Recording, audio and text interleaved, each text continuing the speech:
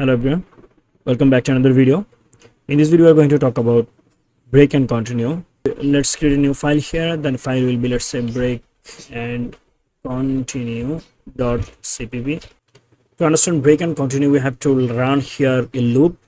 So let's start with for loop, and here I'm going to say int x is equal to, let's say, 1, int x is smaller than 10, let's say, and x plus plus, let's say, int, okay, sorry, I have to remove this one, all right, because I have already initialized, right? And now let's say I want to print it, so I will say cout.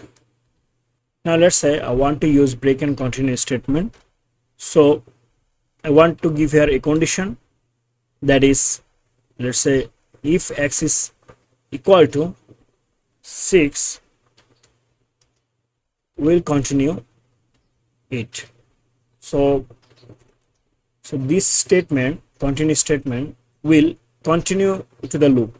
It means when the condition is true, the x value will be 6, then it will not go to the next line. I mean, it will not print it, it will go to the loop because of this statement continue.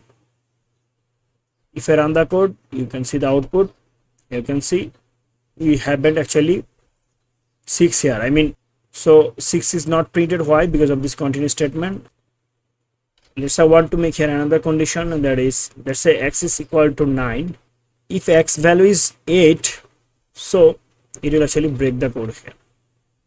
So break means the statement, if the statement is true, then it will actually break the loop. To stop certain process, we use break. When the x value will be 8, then it will actually go outside the loop. It will not print anything. So it will actually print from 1 to 7, right? If I run the code once again, you can see 1 to 7.